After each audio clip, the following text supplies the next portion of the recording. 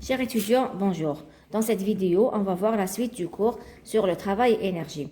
On va commencer donc avec les forces conservatives et l'énergie potentielle. Donc, j'ai noté ici, on considère une particule qui se déplace sous l'effet d'une force conservative F. Dans ce cas-là, la différence ou la variation de son énergie potentielle entre deux points A0 et A, elle peut s'écrire sous cette forme. Donc, c'est l'intégrale de moins. Donc, c'est l'intégrale de f dr, bien sûr, avec un signe moins. L'intégrale de f dr entre A0 et A. C'est l'expression. Si vous n'avez pas compris d'où est-ce qu'elle provient, il faut voir la vidéo précédente. Donc, pour un déplacement élémentaire, cette expression, qu'est-ce qu'elle devient? Elle devient d de EP qui est égal à moins f d de r. Un déplacement élémentaire, maintenant un déplacement très petit. D'accord? Donc, f dr, c'est quoi? Si je dois l'écrire en fonction des composantes, f, on a les composantes fx, fy, fz, et la même chose pour d de r, ce sera dx, dy, dz. Donc, c'est moins fx d de x, moins fy d de y, moins fz d de z. Donc, c'est l'expression 1. On va la numéroter et on va la laisser de côté. Maintenant, on va faire un petit rappel mathématique. Donc, si j'ai une fonction, donc on va noter un rappel mathématique.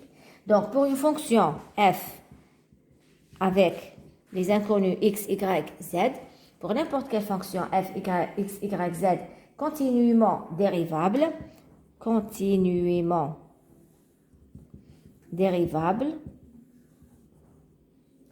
donc, ça veut dire quoi continuellement dérivable? Ça veut dire que les dérivés d de f sur d de x, d de f sur d de y et d de f sur d de z, c'est des dérivés qui existent et qui sont continus. Donc, d de f sur d de x, d de f sur dy, d de f sur dz existent et sont continus. Existent et sont continus. Donc, pour les dérivés hadouma, bon, on a juste à titre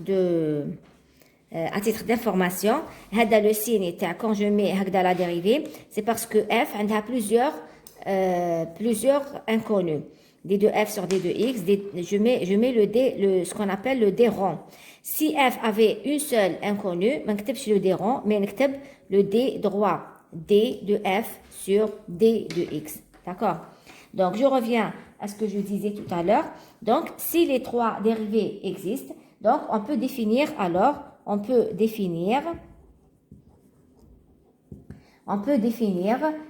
gradient, on peut définir ce qu'on appelle le gradient de f. C'est quoi le gradient de f? Donc, le gradient de f, c'est un vecteur dont les composantes sont les dérivés partiels de la fonction f. Donc, d de f sur d de x, c'est la dérivée partielle de f par rapport à x. d de f sur dy, c'est la dérivée partielle de f par rapport à y. d de f sur d de z, c'est la dérivée partielle, d'accord, par rapport à z. Voilà. Donc, le gradient de f, donc c'est un vecteur. Les fonctions tau, c'est les dérivés de f, d de f sur d de x, i, puisque c'est un vecteur. Donc, en fonction de i, j et k, plus d de f sur d de y, j, plus d de f sur d de z, k. D'accord? Donc, d'une manière générale, le gradient, d'accord? Quand on le gradient d'une fonction, n'importe, ou là d'une grandeur, c'est le gradient, donc, c'est un vecteur de trois composantes, donc, d de f sur par exemple, le gradient de f, ça sera d de f sur d de x, i, plus d de f sur dy, j, plus d de f sur d de z, k. Voilà. Donc, la différentielle, je définis aussi la différentielle d de f, c'est égal à quoi? De la fonction f. Donc, elle s'exprime comme étant d de f qui est égal au gradient de F, produit scalaire de D de R. Gradient de F, c'est égal à D de F sur D de X, d'accord? Ou D de R, c'est D de X, d'accord? Plus, donc là, on peut remplacer gradient de F par les composantes tau, ou D de R, ce sera D de X, I, plus D de Y, J, plus D de Z, K.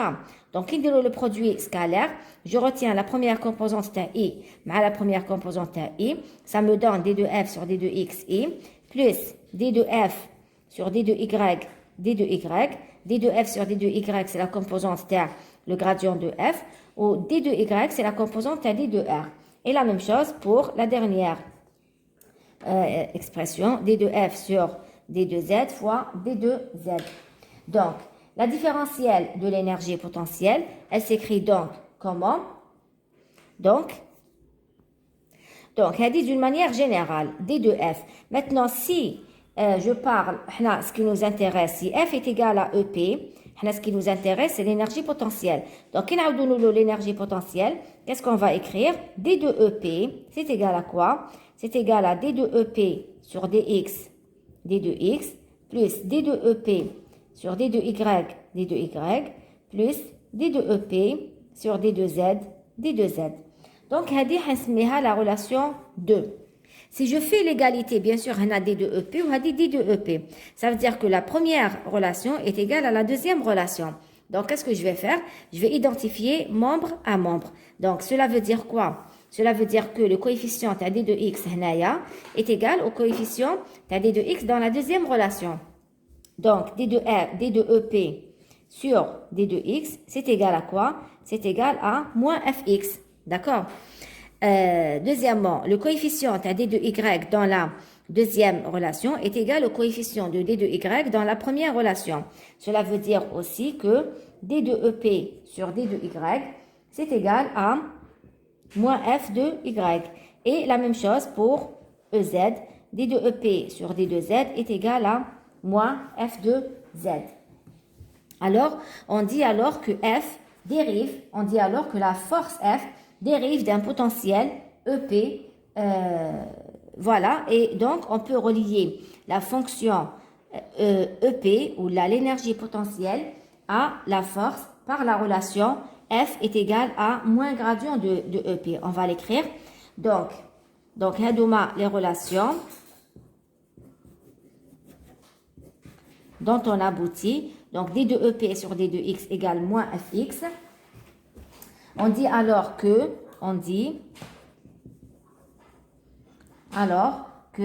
la force F dérive d'un potentiel. Ou EP de R, d'une fonction énergie potentielle qui dépend de R. D'accord? Qu'on appelle, et donc, on peut aussi dire que il y a une relation entre la fonction EP et le gradient le gradient de la fonction EP et la force F, donc par F est égal à moins gradient de EP. D'accord? F est égal à moins gradient de EP qui est aussi égal à moins gradient de EP. Je peux le noter aussi comme ça. D'accord? Alors, donc F, c'est quoi? C'est Fx.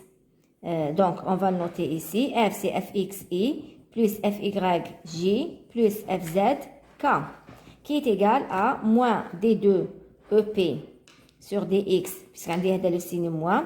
Alors, moins D2 EP sur dx i, moins D2 EP sur D2 yj, moins D2 EP sur dz k. Voilà.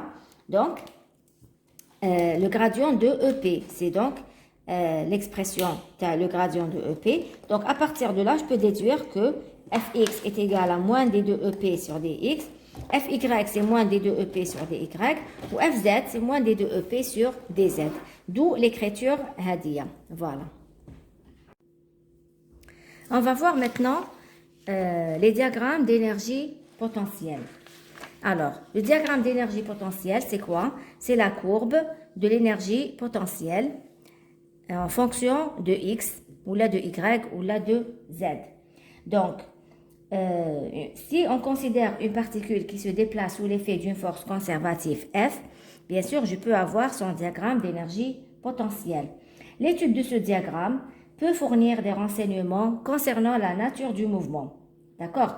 À partir de cette courbe-là, je peux tirer plusieurs informations. Je peux avoir des renseignements sur la force conservative. Je peux avoir des renseignements sur la position d'équilibre et je peux aussi déterminer les points de rebroussement. Enfin, je peux déterminer plusieurs données. Donc, je considère maintenant une particule qui se déplace le long de l'axe X' OX. Donc, HADA X' OX. Une particule qui se déplace sous un axe X' OX. Donc, l'énergie potentielle de cette particule est représentée sur cette figure. Bien sûr, cette figure est prise à titre d'exemple. Donc, on va essayer de déterminer comme un premier point, on va essayer de déterminer la force F à partir de ce diagramme. Donc, on va commencer par déterminer la force à partir de ce diagramme. Donc, là, on sait que d'après la vidéo, la première partie de cette vidéo, on sait que la force et l'énergie potentielle sont reliées par quoi? Par l'expression F est égal à moins gradient de EP. D'accord? C'est l'expression qu'on a trouvée tout à l'heure. Dans notre cas, l'énergie potentielle EP ne dépend ni de Y ni de Z. Elle dépend de X uniquement. Donc, dans notre cas, F est égal à Fxi. D'accord? Et donc, l'énergie potentielle aussi dépend de X, comme on le voit ici, EP en fonction de X. Donc, Fx de X est égal à moins D de EP sur D de X. Donc, on a le D droit, comme je l'ai dit tout à l'heure, parce qu'il y a une seule inconnue. Donc, moins D de EP sur D de X. Donc, il y a moins D de EP sur D de X. Graphiquement, ça représente quoi? Graphiquement, ça représente donc le signe moins. Donc, graphiquement, c'est la pente de la tangente au graphe. C'est la pente de la tangente au graphe de EPX. D'accord? On peut ainsi donc facilement déterminer la force F de X en évaluant graphiquement la pente de la tangente au diagramme de l'énergie potentielle. Donc, si je reviens à la courbe que j'ai prise à titre d'exemple, si je vois par exemple le point C', regardez la courbe d'énergie comment qu'elle est. D'accord? Donc, elle fait, donc, à partir du point B, elle descend comme ça, à partir du point B', B', elle descend. Donc, elle atteint un minimum sur le point C', d'accord? Elle va augmenter. Donc, si je prends là, par exemple, un petit brouillon, si je reprends la courbe TI, d'accord? Donc, le point C', donc, si je veux calculer la force, alors, la tangente, juste là. La tangente, donc, la droite, la pente, elle est comment? La pente, elle est positive. D'accord? Mais puisqu'un D Fx égale à moins D de EP sur D de X, puisque la pente, elle est positive, mais le signe moins, une force négative. Donc, si je dois représenter la force là, c'est une force qui tend vers les X négatifs. D'accord? Donc, là, par exemple, je peux représenter la force. Je mettrai, si je dois la représenter, je mettrai une force comme ça. Donc, là, F, elle est dans ce sens-là. Et inversement, si je reprends toujours le même brouillon, je prends par exemple le côté, Alors, maintenant, la pente, elle est comment? D'accord? La courbe, elle est descendante. Donc, hadi, c'est une droite de pente négative. Avec le moins hada, tel le qanon, ça devient une valeur positive pour f de x. Donc, f de x, ça sera une valeur positive que je mettrai. Donc, si je dois la représenter, je vais la représenter comme ça. D'accord? Et donc, ce sera la même chose pour le point O. Le point O, la courbe TI, regardez comment qu'elle est. D'accord? Donc, de le côté, maintenant, la pente, elle est comment? D'accord? La pente, la tangente, je la représente comme ça. La pente, elle est positive, d'accord? La pente, elle est positive.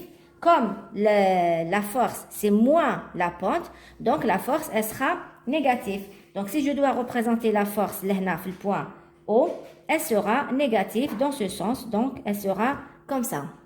Si je dois le représenter dans l'autre sens, donc, la droite, elle est comme ça, d'accord?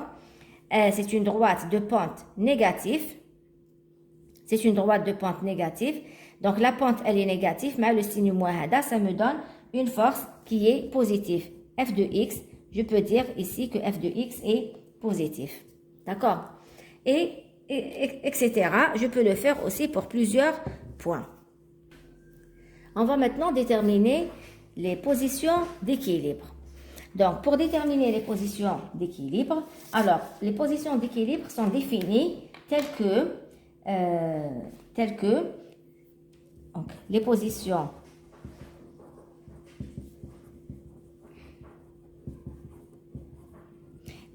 d'équilibre qui مهنايا عندنا une fonction, on considère que c'est une fonction mathématique, d'accord, normal, هي الدالة كما اللي معرفين تقراوها. Donc lorsque هدايا le minimum de la fonction هذه, comment je le détermine? Le minimum correspond à une dérivée nulle, dérivée de la fonction هذه qui est nulle. Et la dérivée de EP, c'est quoi? Ce n'est rien d'autre que f. Je l'ai plusieurs fois. La dérivée de la fonction, c'est f. Donc, le minimum, je répète, le minimum correspond à une dérivée de la fonction qui est égale à 0. Comme ici, la fonction t est EP, ou la dérivée t est la force, donc les positions d'équilibre sont définies. Les positions d'équilibre x0 est un point d'équilibre si la force à ce point ou là en ce point est nulle. Ça veut dire quoi? Ça veut dire si f de x0 est égal à 0. D'accord? Alors, le point hada, il correspond, si je regarde le graphe TI, quels sont les points où la dérivée est égale à 0? Les points tawi, où la dérivée est égale à 0, correspond au point C de coordonnées x est égal à moins 2. Donc, dans notre cas, ça correspond à x est égal à moins 2 et x est égal à 3. D'accord? Pourquoi je parle de x égale 2 et x égale à moins 2, pardon? X est égal à moins 2 et x est égal à 3 mètres. Je considère mètre parce que le x est exprimé en mètres. Pourquoi je ne considère pas ce point-là? Parce que quand je dis équilibre, on dit l'équilibre stable ou l'équilibre instable. Alors, l'équilibre stable correspond à un minimum dans le diagramme de l'énergie potentielle. Donc, équilibre stable correspond à un minimum d'énergie potentielle. Le minimum d'énergie potentielle correspond à un équilibre stable. Alors, l'équilibre stable, par définition, c'est un point où, lorsqu'on écarte légèrement la particule de sa position, elle tend à revenir à cette position. D'accord? C'est un équilibre stable. Maintenant, quand la particule a légèrement à la position, elle veut toujours revenir à cette position parce que c'est un équilibre stable. Donc, je répète, l'équilibre stable est obtenu lorsque l'énergie potentielle est au minimum. Donc, dans ce cas-là, si je considère le point C est égal à C de coordonnées x est égal à moins 2 ou x est égal à 3 mètres. Ceci correspond à un équilibre stable. D'accord? Les points x est égal à moins 2 et le point x est égal à 3 correspondent à un équilibre stable. Pourquoi? Parce que l'énergie potentielle est minimale. D'accord? Ceci correspond à une énergie potentielle minimale. Par contre, dans le cas où x0 correspond à un maximum dans le diagramme d'énergie potentielle, la force a tendance à éloigner la particule de cette position. D'accord? Donc, ceci est un équilibre instable. La dérivée première de l'énergie potentielle est nulle. Pourquoi? Parce que c'est un point extrémum. Donc, la dérivée première est nulle. D'accord? Donc, la dérivée première est nulle et la dérivée secondaire est négative. La concavité est dirigée vers le bas. Donc, dans notre cas, on a un seul équilibre instable qui correspond au point 0. Donc, équilibre instable, dans notre cas, ça correspond au point O de coordonnées x est égal à 0. Donc, je répète, les points d'équilibre stable, je les reconnais lorsque ceci correspond dans le diagramme de l'énergie potentielle à un minimum, d'accord, un minimum de l'énergie potentielle. Ceci correspond à une valeur de f qui est égale à 0, parce que le minimum, ce n'est rien d'autre que la dérivée, ou la dérivée, c'est f. La dérivée de l'énergie potentielle, c'est f. Et un équilibre stable, l'équilibre instable correspond toujours à une valeur de l'énergie à une valeur de f qui est égale à 0, mais ceci correspond à un maximum dans l'énergie, maximum dans le diagramme de l'énergie, un maximum dans le diagramme de l'énergie, parce que la première dérivée est nulle, mais la deuxième est négative. On va déterminer maintenant ce qu'on appelle les points de rebroussement. C'est quoi les points de rebroussement? Les points de rebroussement sont les points où la vitesse est égale à 0. Ça veut dire quoi, rebrousser le chemin? Je finis le premier chapitre. Ça veut dire que la particule, elle était en train de se déplacer dans un sens. Elle va s'arrêter, donc la vitesse tahal est égale à 0. Après, elle va rebrousser chemin, elle va faire marche arrière. Donc, les points de rebroussement, où les points où la vitesse est égale à 0 sont des points où l'énergie cinétique est nulle. Bien sûr, puisque la vitesse est égale à 0, ça veut dire que l'énergie cinétique est égale à 0. Or, l'énergie cinétique, elle est égale à quoi? C'est l'énergie totale moins l'énergie potentielle. Sachant que l'énergie potentielle, l'énergie totale est égale à l'énergie potentielle plus l'énergie cinétique. Donc, l'énergie cinétique est égale à l'énergie potentielle moins l'énergie totale, moins l'énergie potentielle. Donc, si EC est égal à 0, cela veut dire quoi? Cela veut dire que l'énergie totale est égale à l'énergie potentielle. Donc, cette relation va me déterminer les points où la particule va rebrousser chemin, c'est-à-dire où la particule, la vitesse tahat, est égale à 0. Cette la relation aussi, elle va me permettre quoi? Parce qu'elle va me délimiter la trajectoire de la particule. Parce que si l'énergie cinétique étant une grandeur positive, d'accord? L'énergie cinétique, c'est une grandeur positive. Donc, EC est supérieur à 0. Cela veut dire quoi? Cela veut dire que ET moins EP doit être toujours supérieur ou égal à 0, d'accord? Cela veut dire quoi? Cela veut dire que l'énergie totale est supérieure ou égale à l'énergie potentielle. Cela veut dire quoi? Dans un autre sens, EP de X doit être toujours inférieur à E total. Cela veut dire que cette relation indique que le mouvement ne peut s'effectuer que dans la région où l'énergie potentielle est inférieure à l'énergie totale. Parce que si c'est l'inverse, on va obtenir une énergie cinétique qui est inférieure à 0. Et ceci n'est pas possible. Puisque M est positif, V est positif, donc laisse toujours l'énergie potentielle qui est inférieure à l'énergie totale. D'accord? On va prendre un petit exemple. Donc, par exemple, on va prendre une énergie totale qui est égale à moins 10 joules. D'accord? D'après le diagramme de l'énergie Tana, on va prendre donc énergie totale est égale à moins 10. Donc, si, par exemple, je prends un exemple où l'énergie totale est égale à moins 10 joules. Cela veut dire quoi? Donc, si je suis à l'équation que j'ai obtenue, l'énergie potentielle est inférieure à l'énergie totale. Donc, d'après le diagramme TAI, le point F' et le point H', ce sont des points de rebroussement. Parce que au-delà, si par exemple la particule ne peut pas y aller, ne peut pas y aller à gauche de F, d'accord, ne peut pas y aller à gauche de F', parce que l'énergie potentielle est plus grande que l'énergie totale, ce qui n'est pas normal. Et ne peut pas y aller, la particule ne peut pas y aller à droite de H', parce que l'énergie potentielle est supérieure à l'énergie totale qui est égale à moins 10 dans cet exemple.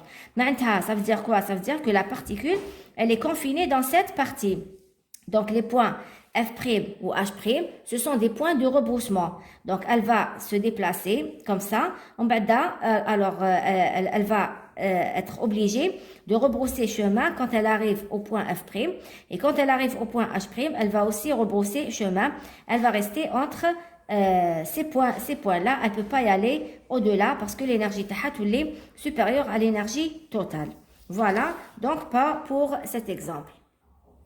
Et puisque la particule ne peut pas quitter ce segment-là, ça veut dire qu'elle est confinée dans cette partie-là. Alors, la partie, la position F', G', H', on l'appelle puits de potentiel.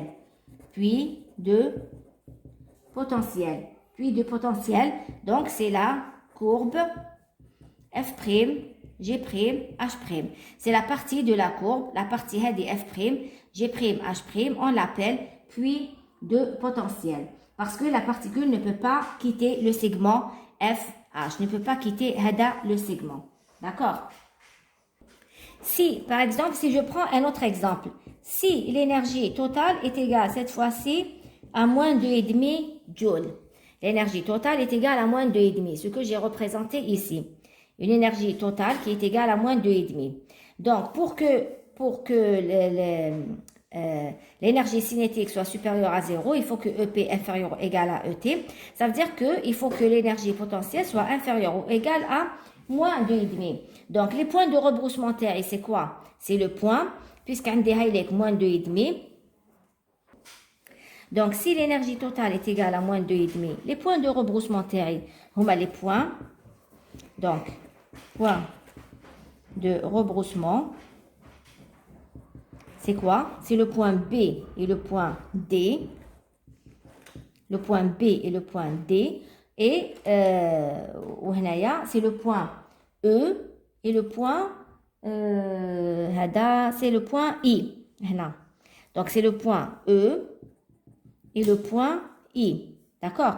Pourquoi? Parce que si elle ne peut pas y aller à gauche de B. Quand elle va à gauche de B, ça veut dire que l'énergie potentielle se trouve là, par exemple. L'énergie potentielle, donc elle se trouve supérieure à l'énergie totale. Elle se trouve supérieure à l'énergie totale. Donc, elle est obligée de rester là où l'énergie potentielle est inférieure à E total, est inférieure à 2,5. معناتها لازم تبقى غير بين البي والدي باسكو بين البي والدي l'énergie تاعها راهي لهنايا راهي صغيره على moins 2,5. D'accord? Donc, elle est obligée de rester entre B et D. La même chose لهنايا. Elle ne peut pas y aller à gauche de E ou là à droite de I. Parce que si elle va à gauche de E, l'énergie taha, elle va prendre les valeurs hado qui sont supérieures à moins 2,5. Ceci n'est pas possible. Ou là, la même chose, si elle va à droite de I, l'énergie taha, elle va prendre les valeurs qui sont supérieures à moins 2,5, ce qui ne va pas.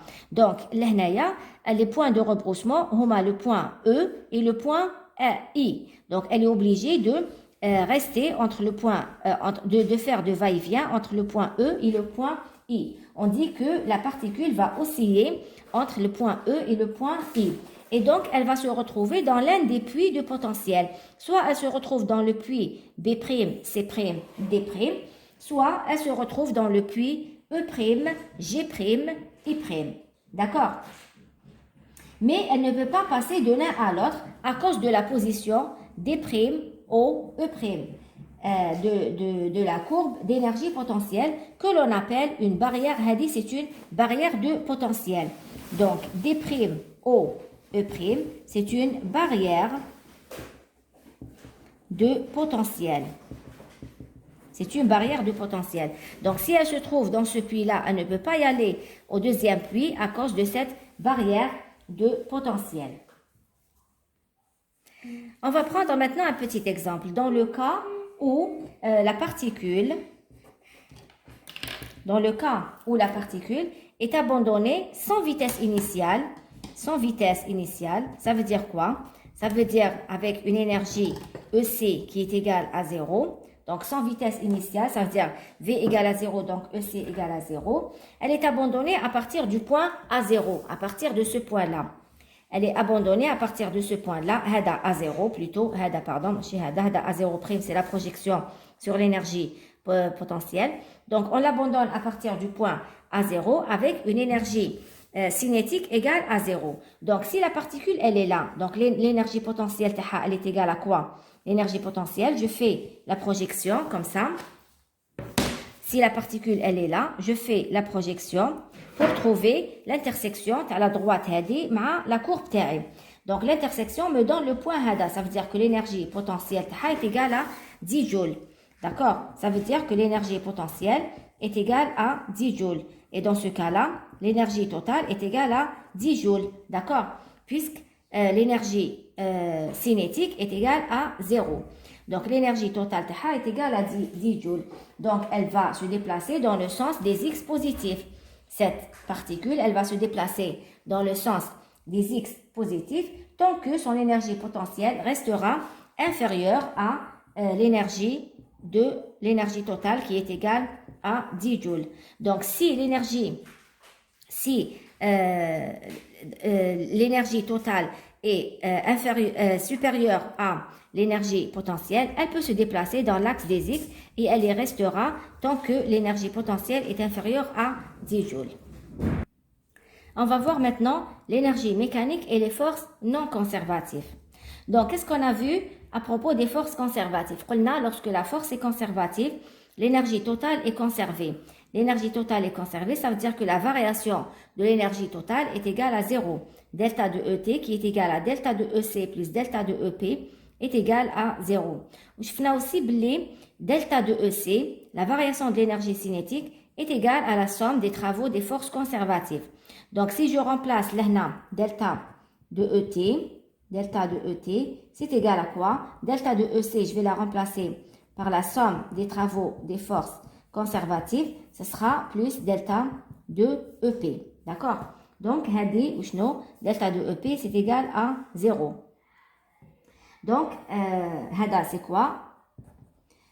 Somme des travaux des forces conservatives, c'est le travail résultant des forces conservatives. Et ça, on l'a vu quand on a fait la partie sur l'énergie cinétique. Travail résultant des forces conservatives.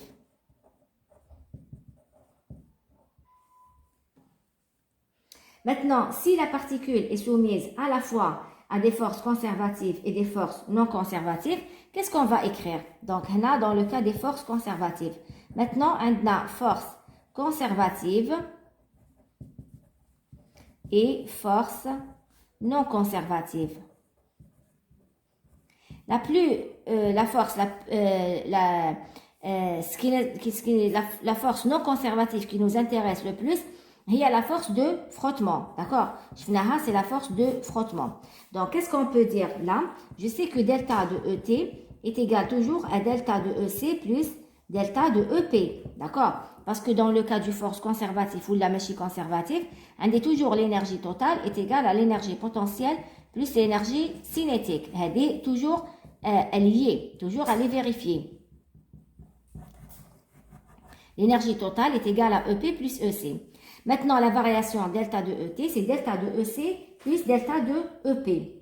Maintenant, delta de EC, c'est égal à quoi? La variation de l'énergie cinétique, dans ce cas-là, c'est égal à la somme de W des forces conservatives plus W des forces non conservatives. D'accord? Si je remplace maintenant l'expression delta EC, delta EP, qu'est-ce que j'aurai? J'aurai delta de E total est égal à somme W de FC plus delta de EP plus W de F non conservative. J'ai séparé la somme des forces conservatives, delta de EP. Après, j'ai mis W des forces non conservatives, juste pour écrire W de EC à côté de delta de EP. Parce que هادية راح تروح لي بزيرو. هادية c'est égal à 0. Delta de EP est égal aux forces, aux travaux des forces conservatives. Donc, puisque ça c'est égal à 0, qu'est-ce qui va me rester? Il va me rester que delta de E total est égal à W des forces non conservatives. Ça veut dire quoi? Ça veut dire que dans le cas des forces, dans le cas où le système Terre fait des forces conservatives et des forces non conservatives, la variation de l'énergie mécanique totale est égale au travail, des travail résultant des forces non conservatives auxquelles il est soumis. Donc, là, nous le théorème. Donc, j'ai noté ici le théorème. La variation de l'énergie mécanique totale d'un corps est égale au travail résultant des forces non conservatives auxquelles il est soumis. Donc, comme force non conservative qu'on connaît, c'est les forces de contact, la force magnétique et toutes les forces qui dépendent explicitement du temps ou de la vitesse. Là, dans la force non conservative qui intervient souvent dans nos exos, c'est la force de contact C. Voilà. Donc voilà, avec ça, on termine le chapitre sur le travail énergie. On se verra, Inch'Allah, dans les exercices. Je vous souhaite bon courage et je vous remercie.